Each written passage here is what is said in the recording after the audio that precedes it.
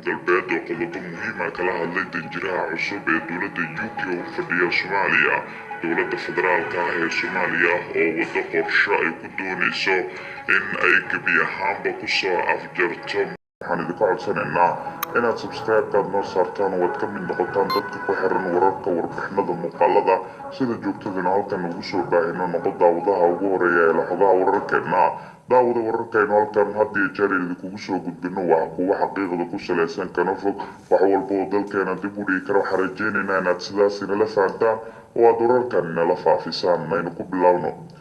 ciidamada sida gaarka u tababaran ee gorgor ayaa la geliyey heegan. ciidankan oo ay tababar siiyeen dowladda Turkiga.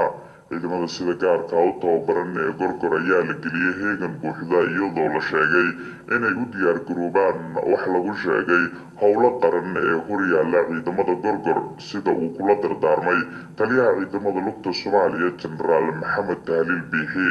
Taliya Biixi ayaa booqasho ugu tagay ciidankan kadib shalay markii uu fashilmay kulankii baarlamaanka ah ee guddoonka baarlamaanku ku doonayeen, sida dadka falanqeeya siyaasadda ama u dhunduleelaba ay sheegayeen, muddo kordhin loo sameeyo madaxweyne maxamed cabdilaahi maxamed farmaajo.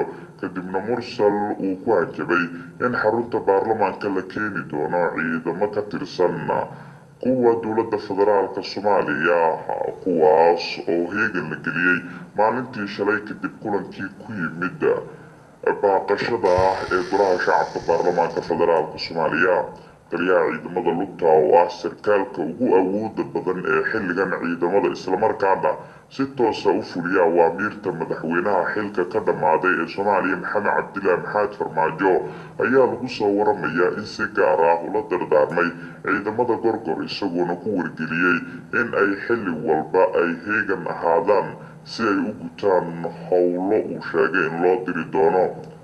waxaa la ogsoon yahay in taliyaha ciidamada lugta uu ahaa sarkaalkii ugu sareeyay amray weerarkii 19 bishii Febraayo ee lagu qaaday madaxweynayaashii hore ee midowga musharaxiinta mucaaradka ka mid ah, islamarkaana usoo banaanbaxay inay dhigaan dibadbax ka dhan ah madaxweyne maxamed cabdilaahi maxamed farmaajo. waxaa hadda jirta cabsi kale oo laga yaabo in ciidankan mar kale loo adeegsado arrimo siyaasadeed, inkastoo aysan caddeyn, balse waxaa laga dhowr sugayaa maalmaha soo socda waxa dhaca, iyadoo sidoo kale xubnaha midowga musharaxiinta mucaaradka goor sii horeysay ay ka digeen adeegsiga ciidamada ee arrimaha siyaasadda Soomaaliya. gudoomiye maxamed mursalna waxa uu 15 xildhibaan uu ka joojiyey ka qaybgalka kulamada golaha shacabka baarlamaanka federaalka Soomaaliya. warqad ka soo baxday xafiiska gudoomiyaha golaha shacabka maxamed mursal sheekh cabdiraxmaan oo ay heshay toos 24 ayaa muujinaysa in gudoomiyaha uu saxiixay ilaa 15 xildhibaan oo ka tirsan golaha shacabka inaysan kasoo qaybgeli karin kulamada soo socda ee golaha ay yeelan doonaan. siduu qorshe uu yahay, kulanka ugu soo horeeya ayaa dhacaya maalinta Isniinta ah oo beri ah, kaas oo shaki badan laga sii muujinayo kulankaasi. magacyada xildhibaanadan laga mamnuucay kasoo qaybgalka kulamada soo socda ayaa la dhigay albaabka laga galo ee villa Soomaaliya. sidaa aynu xogta ku helnay, tallaabadan xasaasiga ayaana la ogeyn awoodda mursal u haysto inuu sidaasi uu sameeyo. warqadan lagu cadeeyey in la ogeysiiyey taliyaha ciidanka amniga ee golaha shacabka, lagu shaaciyey magacyada xubnaha laga mamnuucay ka qaybgalka kulamada soo socda ee golaha shacabka. waxa ayna kala yihiin: 1. xildhibaan cilmi maxamed nuur, 2. xildhibaan xuseen qaasim yuusuf iidow, xildhibaan mustafa sheekh cali dhuxulow, xildhibaan cabdulaahi maxamed nuur, xildhibaan mahad salaad, xildhibaan cabdirasaaq cumar maxamuud xildhibaan cabdirasaaq cumar maxamed, xildhibaan maxamuud cabdiraxmaan beene. sidoo kale waxaa ka mid ah xildhibaan maxamed cali cumar, xildhibaan faysal cabdulle guuleed, xildhibaan cabdulaahi yuusuf axmed alanki, xildhibaan cabdirashiid maxamed xidig, xildhibaan jibriil cabdirashiid xaaji, xildhibaan maxamed axmed abtidoon, xildhibaan sadiiq xirsi warfaa, iyo sidoo kale waxaa ka mid ah xildhibaan xasan cabdi ismaaciil xasan yare. waxaa guuldarro ku dhammaaday kulankii shalay loo ballansanaa ee xildhibaanada golaha shacabka ee baarlamaanka federaalk soomaaliya, waxaana xildhibaanadan ka tirsan golaha ay guddoonka ku eedeeyeen in uu qarinayo ajandaha aan ahayn kan lala wadaagay xildhibaanada golaha shacabka baarlamaanka federaalk soomaaliya.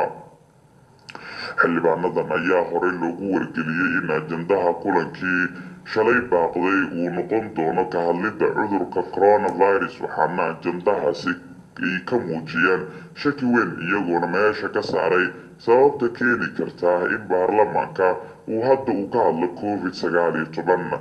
xildhibaanadaasi ayaa sheegay in hoolka golaha dibadiisa la keenay ciidamo dhar cad ah oo ka tirsan hay-adda nabad sugidii sirdoonka qaranka NISA, balse xildhibaano kale ayaa rumaysan in kulanka uu ahaa mid caadi ah oo dhici lahaa sidii loo qorsheeyey, lagana doodi lahaa ajandaha qaran ee COVID-19.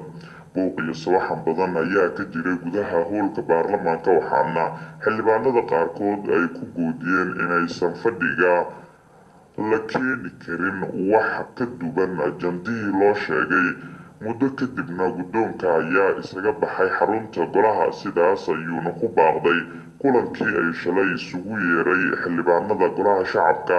maxamed mursal sheekh cabdiraxmaan, guddoomiyaha golaha shacabka baarlamaanka federaalk ee soomaaliya, uu kala wareegay warqadaha aqoonsiga.